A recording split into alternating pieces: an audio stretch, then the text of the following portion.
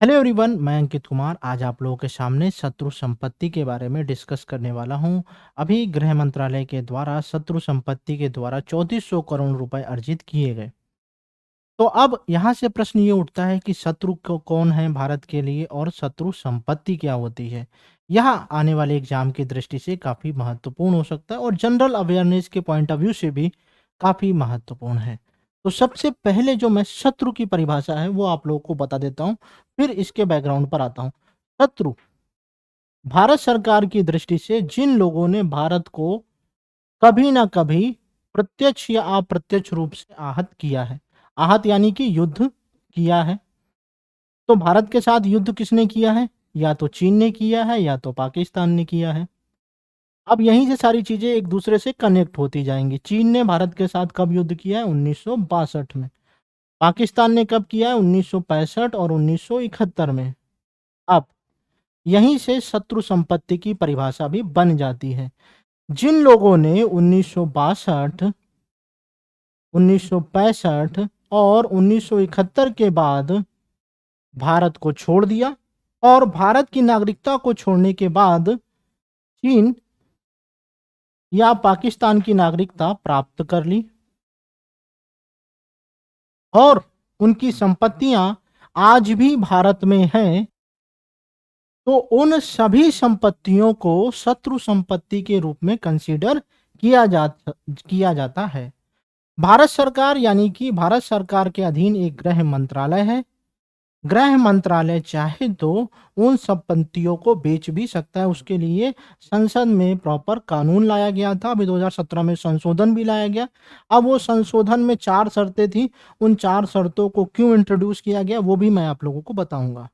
तो गृह मंत्रालय ने क्या किया? इन संपत्तियों को बेचा और 3400 करोड़ रुपए प्राप्त किए। तो अब आपको समझ में आ गया कि वे लोग जिन्होंने 1962 या 65 या 1971 के बाद भारत को छोड़ दिया और चीन या पाकिस्तान की नागरिकता प्राप्त कर ली और उनकी संपत्तियां भारत में बची हुई हैं, उन संपत्तियों को भारत सरकार कभी भी बेच सकता है। और भारत सरकार ने बेचने के बाद अभी 3400 करोड़ रुपए प्राप्त किए। इसकी जानकारी पार्लियामेंट में अभी दी गई, इस वजह से यह न्यूज चर्चा में आई।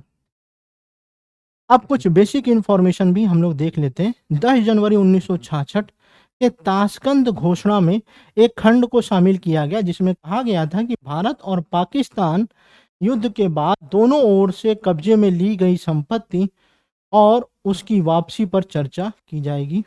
पाकिस्तान जो सरकार थी उसने 1971 में अपने देश में मौजूद सभी संपत्तियों का निपटारा कर दिया। अब आते हैं अगले इस अधिनियम के ऊपर जो जिसके तहत भारत सरकार संपत्ति को बेच सकती है। शत्रु संपत्ति अधिनियम के तहत भारत में शत्रु संपत्ति के संरक्षक के अंतर्गत अचल संपत्ति के निपटान के लिए वरिष्ठ अधिकारियों की अध्यक्षता में 2 समितियों को अधिसूचित किया गया है। गृह मंत्रालय, आर्थिक मामलों के विभाग, व्यय विभाग, सार्वजनिक उद्यम विभाग, कानूनी मामलों के विभाग और कॉरपोरेट मामलों के मंत्रालयों के प्रतिनिधि तथा अन्य लोगों के साथ अंतर मंत्रालय समूह के सदस्य इन समितियों में शामिल होंगे। गृह मंत्रालय द्वारा लोकसभा में दी गई एक जानकारी के अनुसार 2 जनवरी 2018 तक भारत में कुल 9,280 संपत्तियां पाकिस्तानी नागरिकों की और 126 चीनी नागरिकों की थी। ये 2018 के दस्तावेज के अनुसार। सरकार के अनुसार इनकी जो अनुमानित लागत है लगभग 1 लाख करोड़ रुपए है।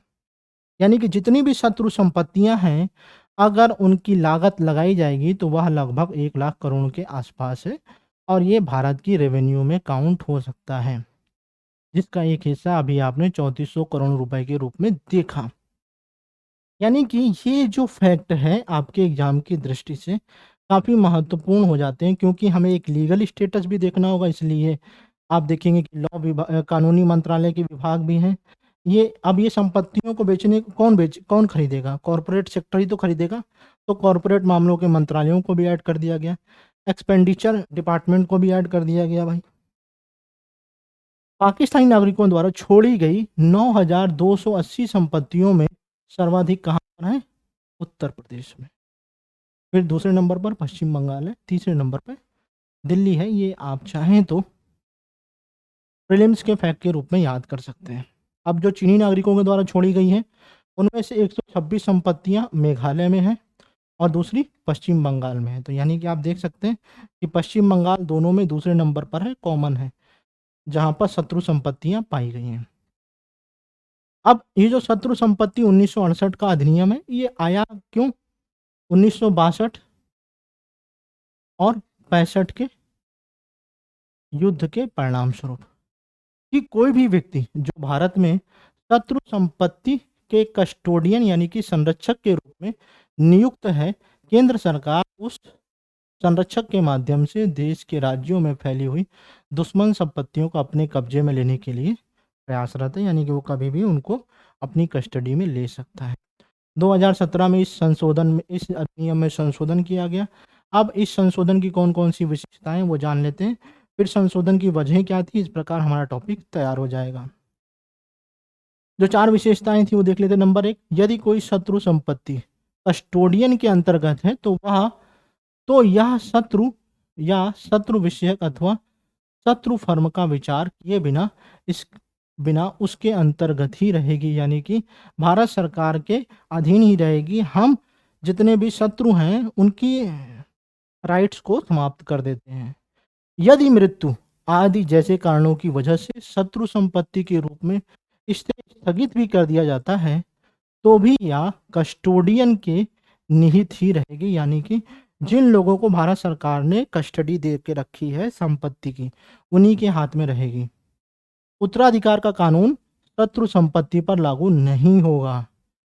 इसका मतलब क्या होता है कि यानी कि अगर कोई भी नागरिक जो भारत में पहले रहता था युद्ध से पहले, अगर वो चीन में चला गया है तो उसके पुत्र को भी यह संपत्ति नहीं मिलेगी, भले ही वह भारत में रहता हो।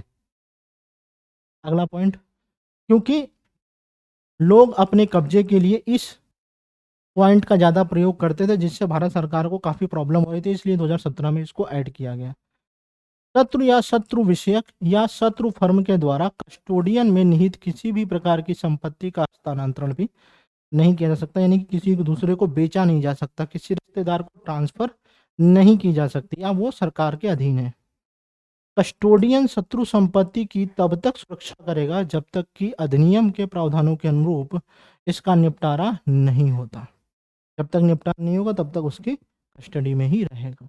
अब इस संशोधन की आवश्यकता 2017 में क्यों पड़ी, देख लेते हैं। इस संशोधन के उद्देश्य से युद्ध के बाद पाकिस्तान और चीन चले गए लोगों द्वारा छोड़ी गई संपत्तियों के हस्तांतरण दावे का संरक्षण प्रदान करना था। दूसरा, शत्रु संपत्ति पर किसी भी कानूनी वारिस के इनकार करने से संबंधित न्यायालय के फैसले को संशोधन के माध्यम से नकार दिया गया कि अब इसमें कोई हस्तक्षेप नहीं करेगा। विधेयक में कहा गया कि विभिन्न अदालतों द्वारा देर से निर्णय लिए गए हैं जिन्होंने कस्टोडियन और भारत सरकार की शक्तियों को प्रतिकूल रूप से प्रभावित किया है। विभिन्न अदालतों द्वारा दिए गए इन निर्णयों के मद्देनजर कस्टोडियन को शत्रु संपत्ति अधिनियम 1968 के तहत रखना मुश्किल हो रहा था, इसलिए ये सारे संशोधन किए गए। यानी कि जो शत्रु संपत्ति है वह भारत में आंतरिक सुरक्षा के लिए एक महत्वपूर्ण खतरा बनी हुई थी, क्योंकि ये नागरिक भारत को छोड़कर चले गए थे और अन्य देश की नागरिकता प्राप्त किए थे जो भारत के साथ युद्ध कर चुके हैं और भारत को नुकसान पहुंचा रहे हैं। इस दृष्टि से इस संपत्ति के बंटवारे का निपटान करना भारत सरकार और न्यायालय के लिए काफ़ी चुनौतीपूर्ण था। इसके लिए इन अधिनियमों को इंट्रोड्यूस किया गया ताकि भारत में शांति व्यवस्था बनाई जा सके। उम्मीद करता हूं कि यह वीडियो और लेक्चर आपके एग्ज़ाम में और आपके ज्ञान में काफ़ी वृद्धि करेगा। मिलते हैं अगले वीडियो में। Thank you so much. जय हिंद।